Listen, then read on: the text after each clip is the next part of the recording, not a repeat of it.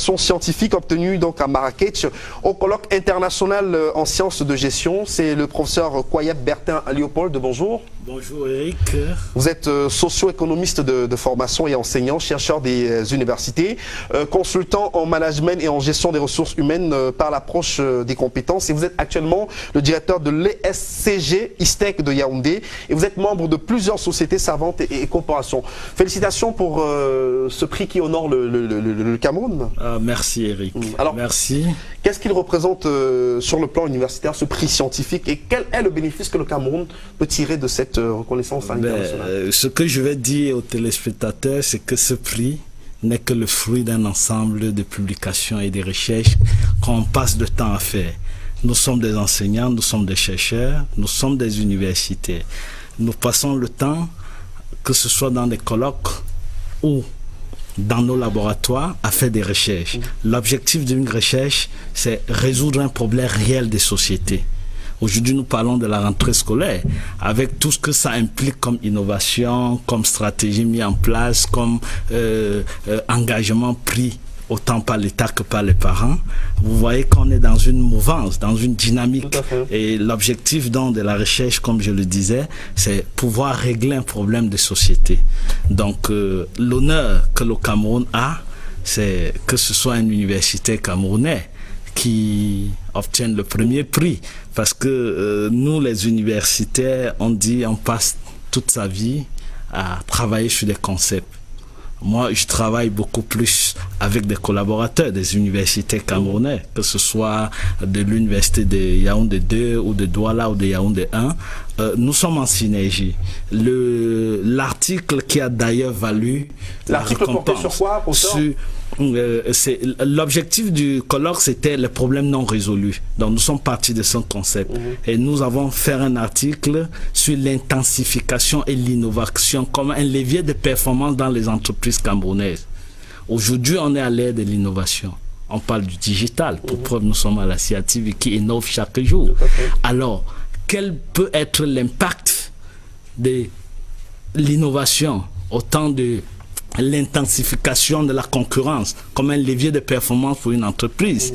Et au vu de ceci, le comité scientifique, parce que un colloque à l'international, c'est un ensemble d'organismes partenaires. On avait le Prisme de Paris, on avait l'AGRH, on avait Subdeco Marrakech, et il y avait déjà au niveau de la sélection des articles.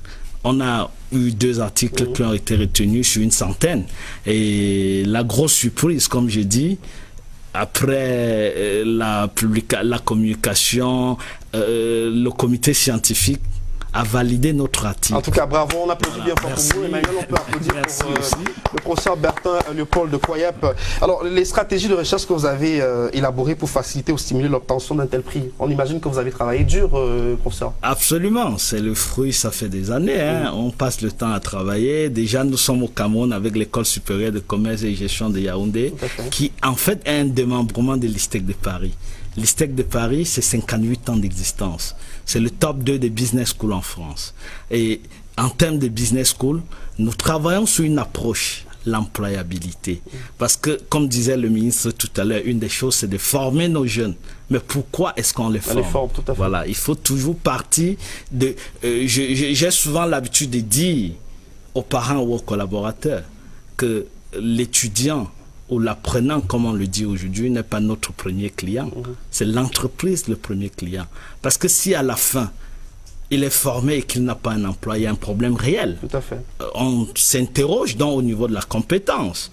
Et c'est ça, le ministre de l'Enseignement supérieur, le professeur Jacques Famendongo le disait il y a 2 jours, qu'il faut aller vers la professionnalisation des enseignements. Alors, professeur, dites-nous, maintenant que vous avez ce prix, c'est quoi la suite? What next?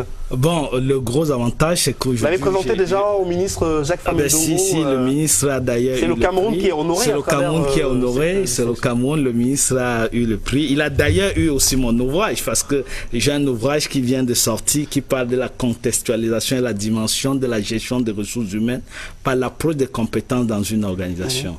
Donc, c'est un manuel très pratique, autant pour les étudiants, pour les dirigeants, parce que ici j'aborde un problème réel.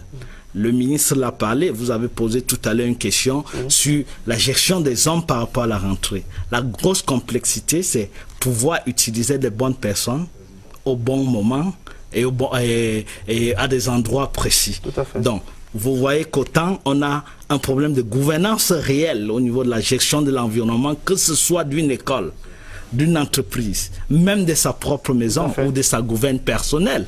Donc, nous partons de cette approche dynamique pour dire aux gens qu'il faut rester au niveau de la notion de compétence. Et vous allez naturellement partager votre grande expérience avec les jeunes Camerounais qui souhaitent vous rejoindre du côté de l'ESCG. Absolument. Parce que ça fait 2 ans que vous avez mis sur pied cette structure aussi pour renforcer les capacités des jeunes Camerounais. Ah ben oui, comme je l'ai dit tantôt, l'objectif de créer cette structure au Cameroun, c'était rapprocher les jeunes Camerounais de l'expérience ou des acquis de l'ISTEC.